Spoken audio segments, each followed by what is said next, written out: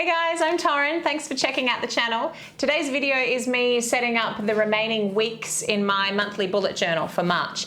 I'm really excited because I'm trying something new to increase productivity. It's called the Rolling Weekly. So let's roll right into it.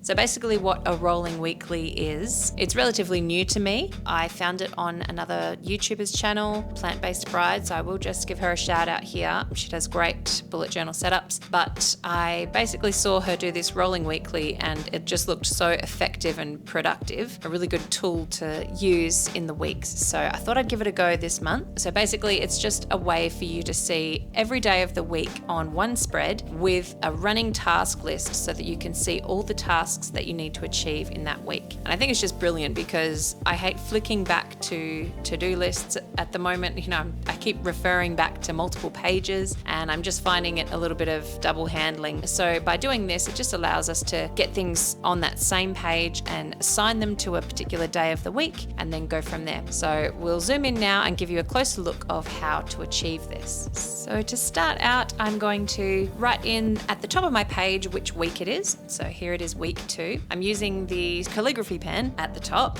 to write weekly agenda. And then down the side, I'm doing 7 boxes for the days of the week with a Mexican style font in them because I'm still in my Mexican journal at the moment. If you haven't seen how I set up the Mexican style bullet journal for March, I'll leave the link down below. It's a really fun one for great styles of fonts. It's had a lot of fun with that. So I thought I'd add another sombrero down the bottom, keep that March theme happening. And then at the top of this page, I've written the headers for the days of the week, Sunday through to Saturday.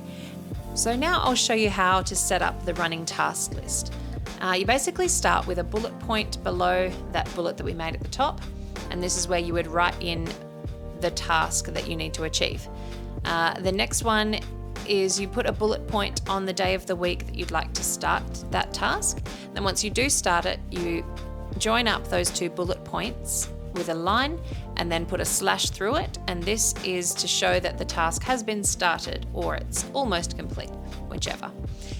Once you've completed that task, you'll put another slash through it, which will make a cross over that bullet point, which then signals that you've done that task and it's all finished. And then the next one is a bullet point for the task migrated. So that just means you're moving it to another week. And you're putting just a chevron that's facing right onto that, saying that you've moved it forward, and then it's off of your mind and off of the page. And then when you're setting up your next week or in the future, some week in the future, you know that you have to migrate that. So move that to that next week so that you don't forget about it or it gets left behind. So this is the way that we set up the rolling weekly. Now I'm just showing you with some examples from my week to come. I've put a few things down that I need to achieve, and then I'm actually going to schedule them by placing a dot in the day of the week that I'm hoping to get started on it. One of these examples, I started on it and I finished it that same day. So I've put a line right through and across through the bullet, and now I know that that's achieved. What's good about it is that you get to plan out your week with your usual things that you don't want to forget throughout the week. For example, playing netball. So you'd write that down and you know you've always got it there, but you've also got the tasks that aren't there every week. They're just your to-do lists and your things to do. So if by planning those out, it means you won't skip them. And I think that really helps in being productive. I used to have a lot of Post-its around and notes in my phone, and I'd find I'd put notes everywhere of things to do and never actually achieve them because they were out of my mind and somewhere on a page or in a phone, but I never had a chance to go back and check them and make sure that I'd achieved them. And then the last one is task cancelled. So when you've cancelled something, you didn't need to do it in the end, just put a line right through that one and it's gone and forgotten about. So this is really good for productivity. You can see everything clear and concise in this one list and you can plan it into your week, which is great. So I'm hoping that this will be an amazing achievement for me this month coming up. I'll let you know how I go in my April video. We'll see how it went for me and whether I want to continue this rolling weekly into the future. I have a sneaky suspicion I will though. So on this next page, I am just setting up the same format using the date at the top, 15 to 21, or whatever date it is.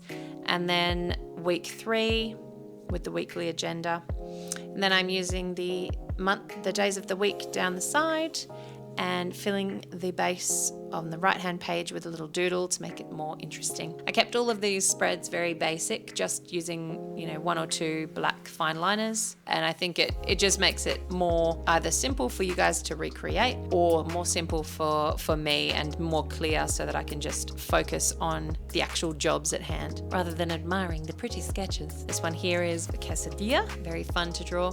And now I'm on to the final week for you. This one is setting up the same way as before. Now I really loved doing the sugar skull in my March bullet journal setup. I had so much fun with it, so I just felt like doing another one.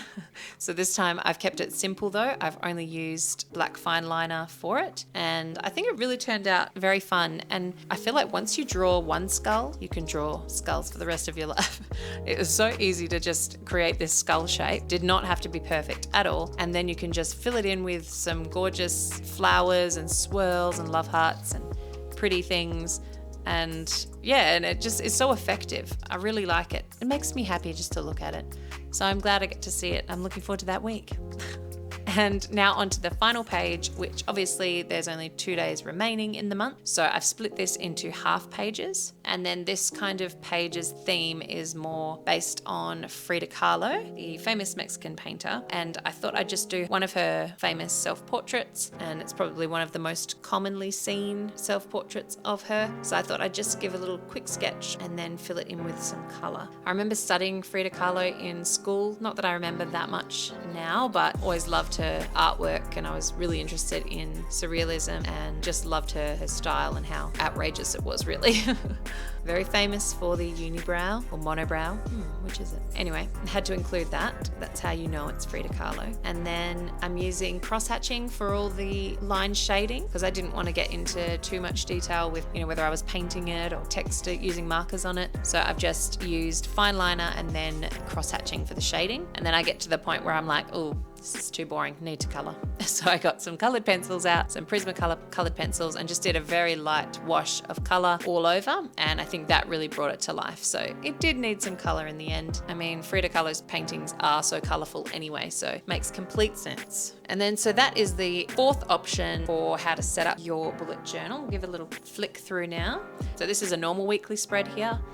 And then I'm showing you the plan for the weekly agenda going forward.